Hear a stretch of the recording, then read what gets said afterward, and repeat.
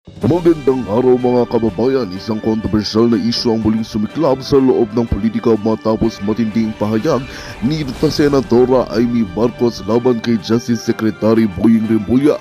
Sa isang panayam inihayag ni Amy ang matinding pagkadismaya sa mga aksyon ni Remulla na ayon sa kanya ay nagdulot ng malaking abala at pang-aapi sa mga kasamahan sa gobyerno. Binanatan ng senadora ang dating kalyado sa mga isyong hindi nito tinutugunan at tinanggap ang mga kritisismo na inilabas laban sa kanya. Tinukoy ni Sen. Amy ang mga hakbang na ginawa ni Remulla na ayon sa kanya ay nagdulot ng kapahamakan sa kredibilidad ng administrasyon. Pinuna ni Amy ang tila pagpapabaya ni Remulla sa mga isyong legal at ang pagbibigay proteksyon sa mga may mga kasalanan sa gobyerno. Nagbigay siya ng mga pahayag na ang mga politikos ni Remulla ay nagpapakita ng kakulangan sa tamang paghawak ng responsibilidad, kaya tinulugsan niya ito ng walang awang sa mga salita. Habang ang pahayag na ito ni Senadora Amy Marcos ay nagpapakita ng isang matinding alitan sa loob ng gobyerno, marami ang nag-aabang kung paano magre-react si Remulla sa mga pahayag na ito.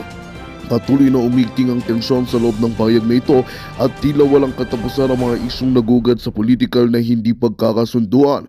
Ang tanong ngayon, may magagawa pa kaya ang mga lider ng gobyerno upang mapanatili ang pagkakaisa sa kabila ng mga ganitong isyu? At yan nga ang balita ang ating pagkakatutukan. Ngunit bago ang lahat, siguraduhin mag-subscribe at i-hit ang notification bell para sa patuloy na pagtutok sa mga sagap ng bagong balita sa tunay na boses ng masa.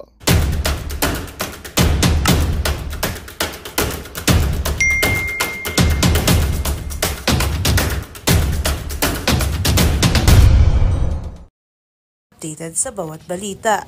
Ang request dito, after prior consultation with the government of the Philippines.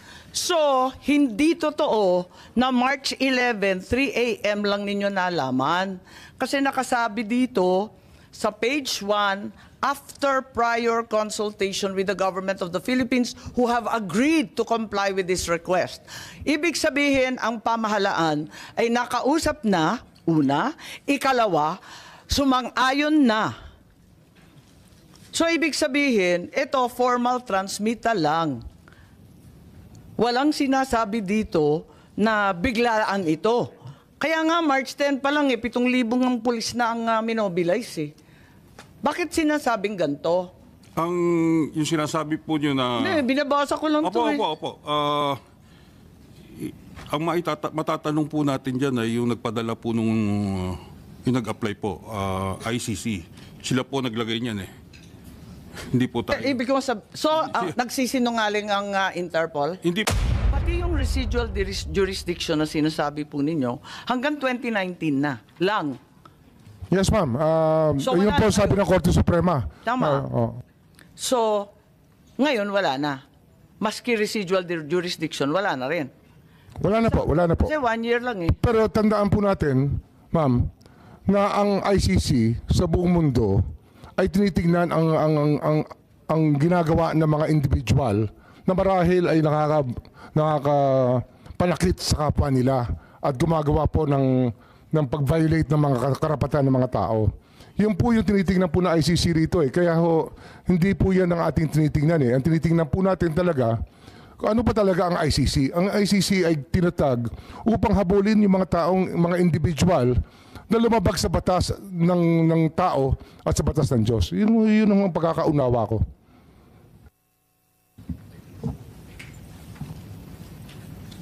Kung yung ICC may jurisdiction at hindi pa nag-umpisa ng anumang investigasyon nung nakaraang taon, nung Nobyembre, anong ibig sabihin ng presidente nung may pagbabago?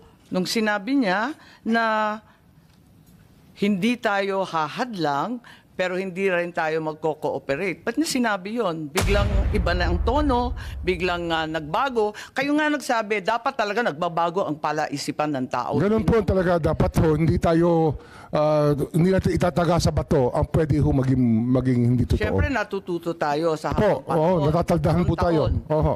Tama. So, ang ibig sabihin, ang Pangulo nagbago rin ang palaisipan. Marahil po. So, ang sa kanya, may jurisdiction na pala. Hindi ko ho pwedeng sabihin ng state of mind niya Opo. Pero sinasabi ko lang ho, bilang tao, lahat po tayo pwede magbago ang pag-iisip. Hindi ko naman hinihingi yung state of mind po. Ang tinatanong ko lang, maliwanag naman yung statement na sinabi niya na pwede tayong magpapasok ng ICC sa ating bansa. Pwera lang kapag illegal ang ginagawa.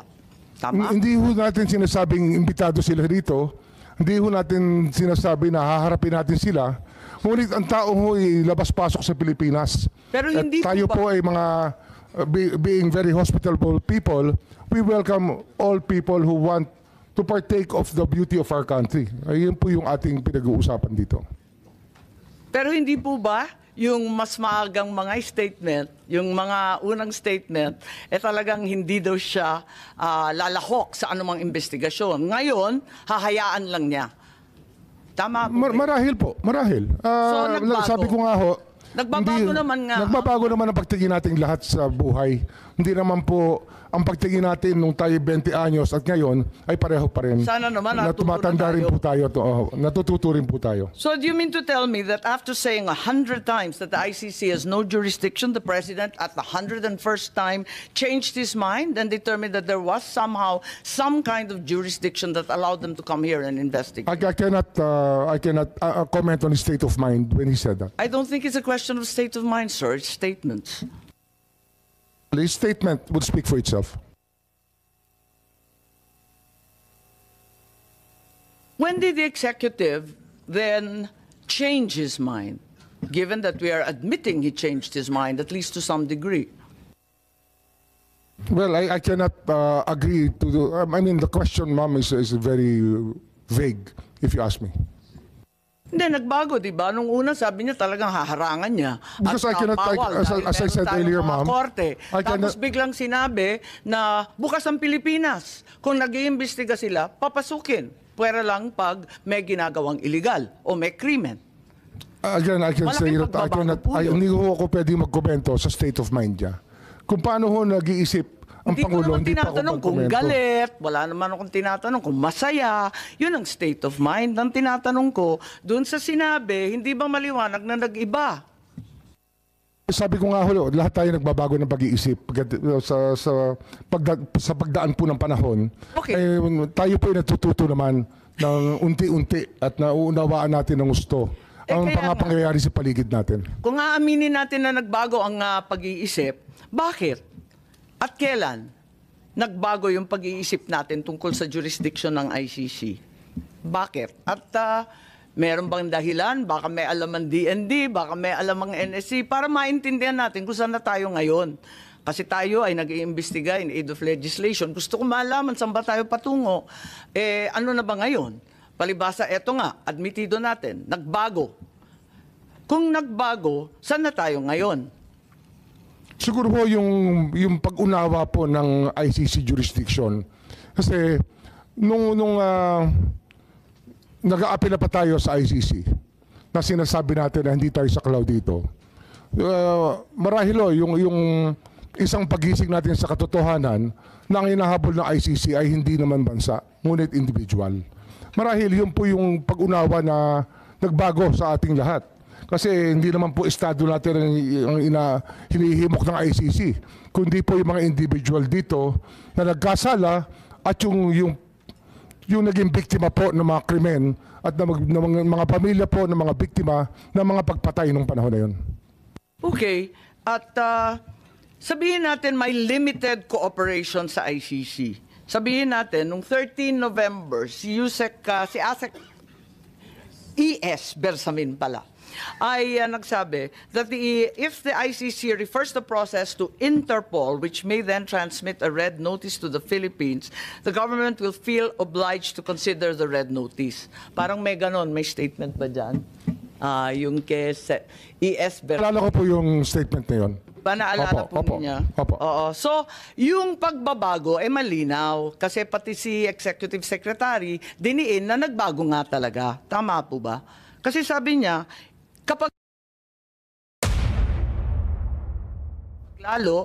may pulang notisya. Marahil ho, dahil ito sa mga karanasan natin sa mga nakaraang buwan na tumutulong po ang Interpol sa ating bansa. Kaya ang pag-alam natin sa Interpol ay ganun-ganun na lamang. Hindi po natin pinababayaan na magkasamaan ng loob sa Interpol sapagkat sila po ay ating inaasahan sa maraming pagkakataon. Tama, talagang lumalahok tayo at umaasa sa Interpol. Ngayon, nung January, kayo po nagsalita at tatanungin ko kung tama po ba to. At sinabi na the Marcos administration ay uupo kasama na ng ICC. Talagang uupuan na natin to discuss certain areas of cooperation. So, hindi na no cooperation, no blocking, no limit at tatalakayin ang ibang mga areas kung pwede, kung saan pwede makipagkaisa. Tama ba yun? Hindi ko naalala yung statement. January 2025 po, sinabi ninyo, uupo kayo kasama ng ICC para malaman doon sa kanilang investigasyon ukol sa libo-libong pagpapatay ng drug war ni Presidente Duterte. Sabi mo, ayon sa report, na yung cooperation with an international tribunal ay pinapayagan sa ating batas. At yung ICC representatives have been going in and out of the country without any of us raising anything. January 2025 po. So ano ho yung tanong? Ang sinasabi ko, what happened to the President's statement that the government will not lift a finger? And what happens to your own assertion that there will be no blocking but no cooperation? Ngayon, nakikipagtungo na tayo sa ICC. Hindi, yun po yung sinasabi natin nagiging bukas ang ating isipan, ngunit hindi po natin ginawa. Hindi po tayo nakiupo, hindi tayo nakipag-usap. Yun po yung malinaw sa lahat. Pero handa kayo noon, ngunit hindi natuloy. Ganun po ba? Marahil ho, kung meron hong tutulay, pero wala naman hong tumuloy eh. Kaya wala hong nangyari. Pero meron rin kayong sinabi that the ICC representatives as of January 2025 have been going in and out. Labas-pasok sila sa ating bansa. Hinahayaan lang natin. Hindi ko po hindi ko ho alam yung pagpasok at paglabas nila. Meron po Wala po akong kaalaman sa pagpasok at paglabas. Marahil sa kanila pag-iimbestiga, labas-pasok sila rito. Ngunit wala akong nagsasabi sa akin na ICC po yung labas-pasok dito. Wala pong akong report sa immigration. Wala po akong report sa ating Kayo po nagsabi, kaya ako nalaman na may ICC representatives na labas-pasok dito sa ating bansa na hindi tayo umaalma, hindi tayo nagre-reklamo. Yun na ang pagkasabi po ninyo. Sabi nga namin dati pa, kung wala ho silang nilalabag na batas, ay malaya po silang maglabas-pasok sa ating bansa. Katulad po ng kahit sino pang turista o sino pong nais bumisita sa ating bansa. Iba po yung pakay ng turista, iba naman yata ang pakay ng kinatawan ng ICC. So, nag-iba na talaga. Sa bandang January ng 2025, hinayaan na natin sila na lumabas-pasok dito sa ating bansa. Ganun po ba? Hindi po wala tayong hinahayaan, hindi lang ho tayo nagtatanong kung hindi natin tinatanong ang lahat ng labas-pasok dito kung sila po ay ICC. Pero kasi nga sa dami po ng labas-pasok sa atin, hindi po natin tinatanong. So hanggang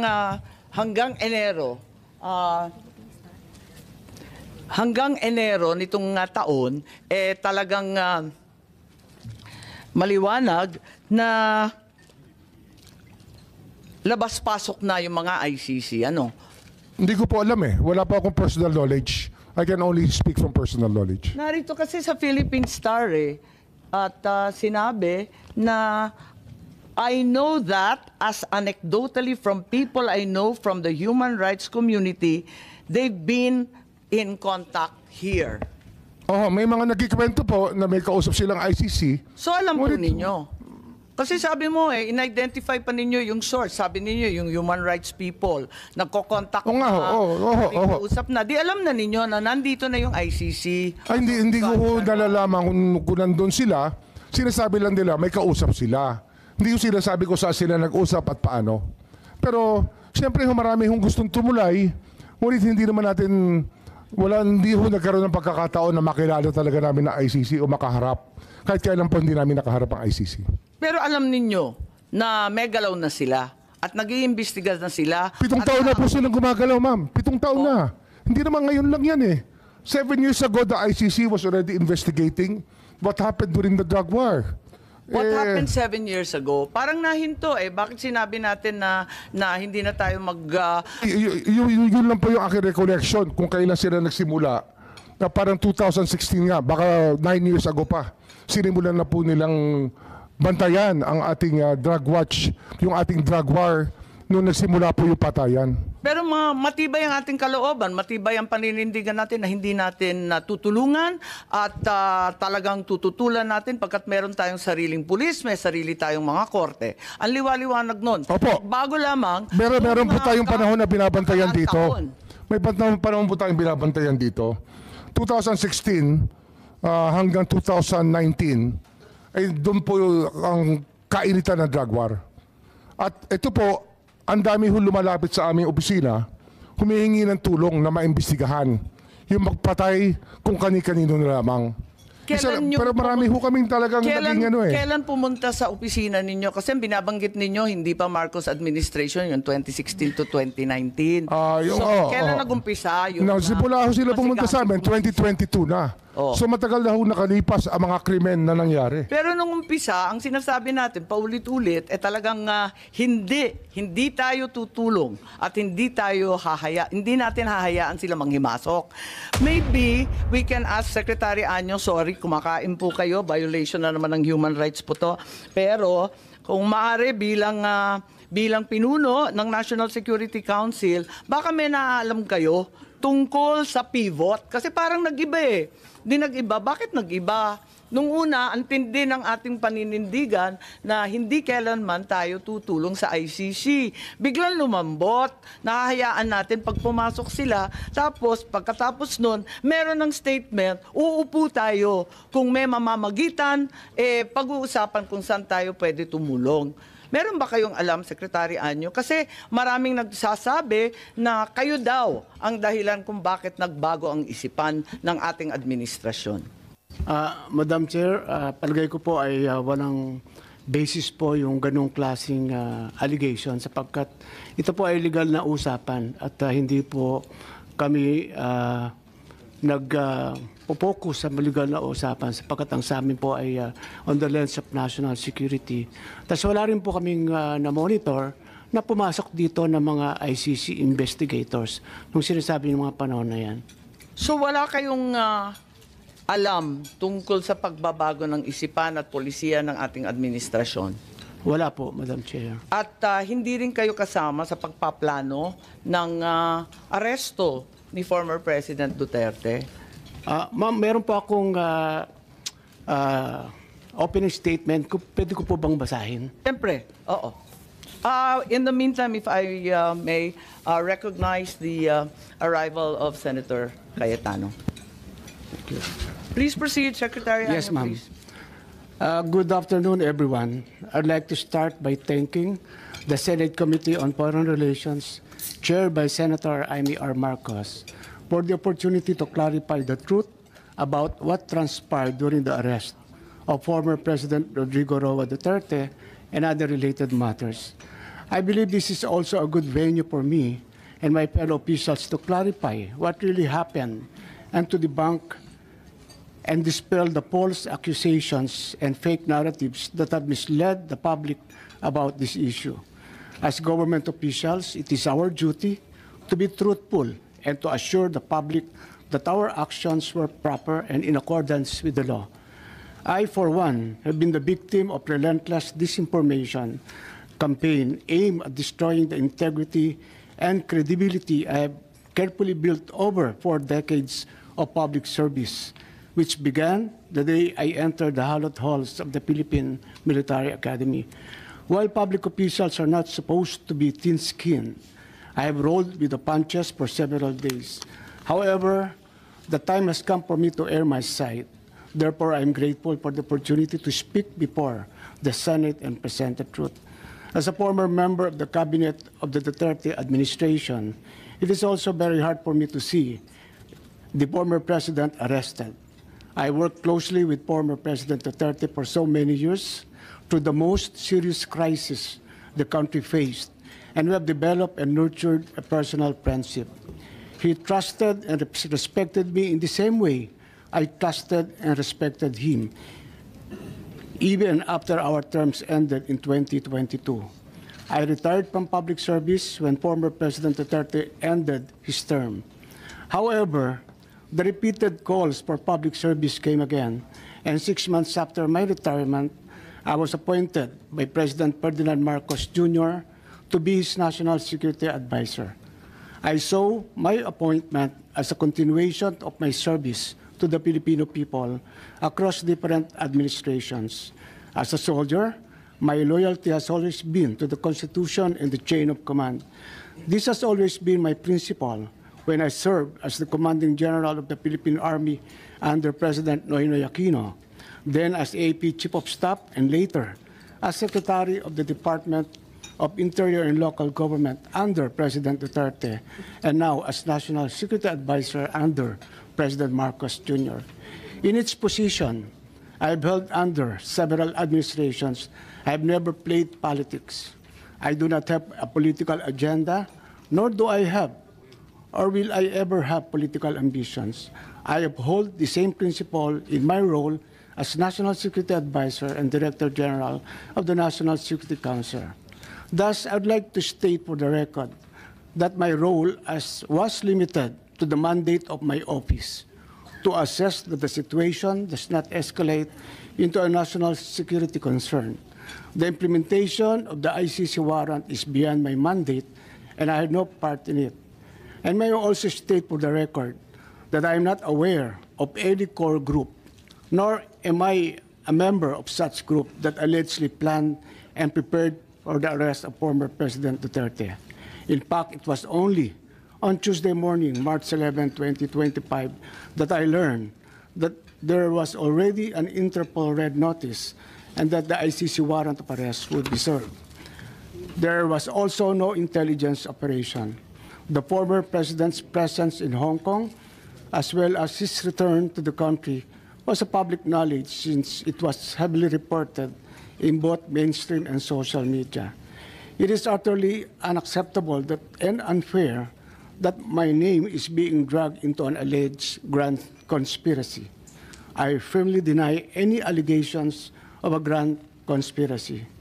In fact, the events in March 11 were spontaneous. As National Security Advisor, I was merely doing my job.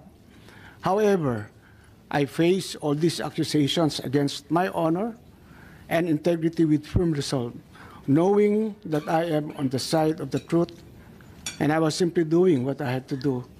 And in doing so, I upheld the truth, justice, and the rule of the law. Again, my loyalty is always to the country, to the Constitution, and not to any person. Thank you, Madam Chair. Salamat, Secretary Ed. Subalit sa kabila nito, nagsalita po ang ating mahal na Secretary John Vic na ang nagplano po rito, o yung pagkaintindi namin, ang nagplano ay kayo. I would like Secretary to answer that. Anyo, Secretary Gibo Chodoro, at ang pinangalan, ang Chief PNP, General Marbil. Parang apat yung pinangalanan sa isang interview ng ating Secretary ng DILG. Can I answer that, ma'am? Yes, please, you're recognized. The question was, who planned this? I did not state in any way who planned it. The meeting was of executive privilege. It is a conversation between the president and the ones I mentioned. There were.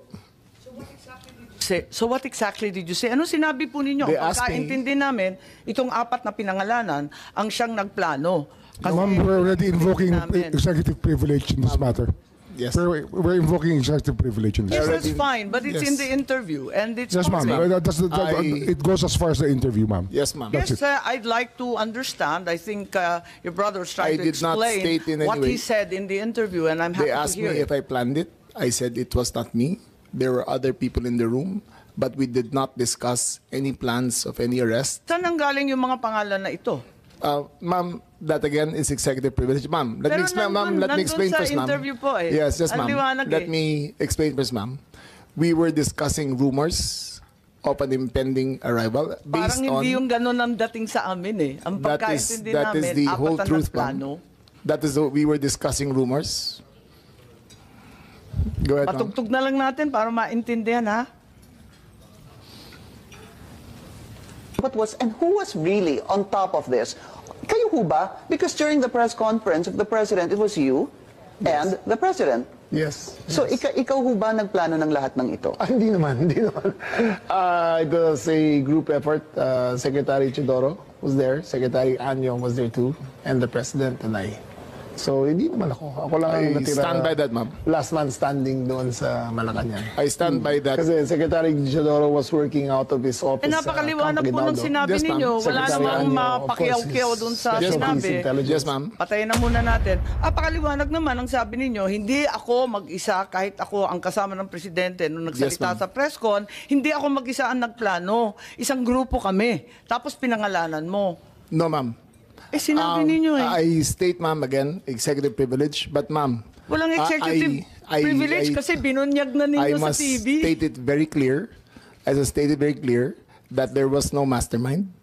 We were discussing mainly about what the president's statements were in Hong Kong, and it was based all on that statement, ma'am. Sinabi ninyo na hindi kayo mag-isa na nagplano, kundi isang There was no grupo. planning, ma'am. Pero yun ang sabi eh. I said, hindi ako nagplano. Marami May kaming- isang grupo na ang nagplano. We were all talking about a rumor, ma'am, and that was all. Rumor lang yon. Yes, ma'am. Group effort ang sabi mo eh. Ang tanong niya kung ikaw ang nagplano, tapos sabi mo, There was no hindi, planning, group ma'am. effort. There was no planning, ma'am. Anong Earlier, in-effort ng group ma'am, kapag hindi let plano? me make I think that we're intruding into executive privilege already, ma'am. I think that we please No, I'm respect just our... asking him to explain the media. Yes, ma'am. But Just it's already a I'm very thin confining- dividing line between what transpires in a room between cabinet members I will- and a media statement. But there's a very thin dividing line, ma'am. Understood. I hope that we can respect executive privilege. Understood, and the Senate and the Secretary Chidoro is fully aware. Every time there's a need to recess to executive session, I'm happy to do so, and I will do so when necessary. Pero ngayon, sinabi kasi sa TV, paliwanag naman ninyo sa atin kung ano ibig sabihin. Kasi ang sinabi, hindi ako mag-isa na nagplano, may grupo kami. They asked me if I had planned it. Sabi ko, I did not. I did not plan it. I said we were there, and not to skirt, ma'am, executive privilege. It was mainly because of the statements of the former president in Hong Kong that he said, in his words, ma'am, in Hong Kong, that, I think you have a clip, he said that, ang reading ko ay may ICC warrant of arrest na. That was the best of my recollection, ma'am. So anong pinag-group effortan? Anong To discuss diniscuss the rumor, ng ma'am. grupo na That, again, ma'am, pinangalanan nyo? as far as I will invoke in executive privilege, there was no, you cannot plan on a rumor, ma'am. Kaya nagtataka So, ako, again, bakit ma'am, group effort? Chismis lang naman yun. Chismis nga. Ayun Kaya nga nga, yun. kung chismis, bakit mag-group effort pa? Tapos pinangalanan mo Ma'am, pa lahat na maraming nagpag-group marites sa effort. mundo to, ma'am. Dabis naman yung marites, dami-daming It marites was a sa amin. discussion of a rumor based on the statement of the president in Hong Kong. Nakakatuwa lang dahil chismis lang pala eh. Bakit sesentensyahan yung tao sa base ng chismis? It was a discussion of a rumor based on the statement of the president in Hong Kong. So you deny that you're part and parcel of the planning and that the other persons you named, hindi rin sila kasali dun sa pagpaplano? Again, ma'am, we were discussing the statement of the former president while he was in Hong Kong, that he said that he said, in his words, ang reading ko ay may warrant of arrest na ako. So that was the only basis of the conversation, ma'am. So ito yung group effort ninyo. Yes, ma'am. Pinagtulong-tulungan ninyo yung isang bahagyang chismis. It was, ma'am, all of that is, again, the statement of the former president, not ours.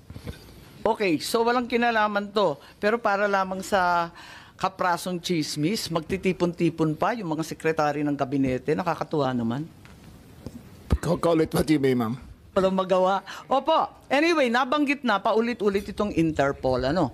At nabanggit na ng SOJ. At alam naman natin, Ma'am, yes if po. I may, since Yes, Secretary our name Chodoro, was, please. Kasi kasali kayo eh. alluded to, the Department of National Defense and the Armed Forces of the Philippines has no law enforcement mandate. Our sole mandate is to give support to the Philippine National Police when it is asked for. And therefore, such ends our jurisdiction.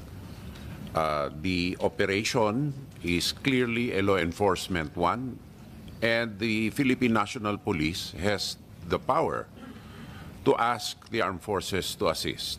And that is the extent of the participation of my department and the armed forces of the Philippines. And all other matters in supporting the Philippine National Police are covered by operational security. Tama po. Kaya hindi talaga chismis lang to. Meron talagang natanggap. At sinabi rin sa isang interview, alas 3 ng umaga, natanggap na yung notice of arrest nung Martes, March 11. Sinabi naman ni Secretary Remulla na si PNP General Marbil nakatanggap ng notice of arrest warrant alas 3 ng umaga ng Martes at sinabihan ang Pangulo ng alas 6. Nabasa niya na nga sa alas 6 ng umaga. So ibig sabihin, hindi po chismis to. Meron ng notice of arrest warrant. You're Totoo na talking siya. about 2 different days, ma'am. Okay. March 10. Sige, clarify po ninyo para March 10 maintindihan namin. was conjecture. March 10, was chismis pa conjecture. lang yun. Yes, ma'am. Dala nung salita galing sa Hong Kong. Yes, ma'am. Okay. March Tapos, 11 was a formalized transmission okay. by the ICC towards Interpol. And that was the first knowledge that this administration had of the presence of a action by the ICC directed towards Interpol. And that was the only formal knowledge that we had. So, andun lang. So, ang ibig sabihin, ang gobyerno hindi tumulong sa ICC sa application ng warrant. Nagulat kayo na dumating na lang yung dokumento. Yes, ma'am. Wala kayong kaalam-alam or paghihingi? None whatsoever, ma'am. None whatsoever. Ganon din yung SOJ, pati yung SND. Wala kayong balita, wala kayong hinikayat, wala kayong pakikiusap na ilabas na yan sa lalong madaling panahon. Wala po ako. Magandang balita ang hatid namin sa inyo ngayong araw. Sa pagtatapos ng aming balitaan, nagbigay kami ng mga mahalagang impormasyon. Maraming salamat sa pagtutok at pagsuporta sa aming programa. Huwag kalimutang manatili sa mga susunod na araw para sa mga bagong balita at mga kwento na dapat nating abangan. Mula sa Boses ng Masa, magandang araw, Pilipinas!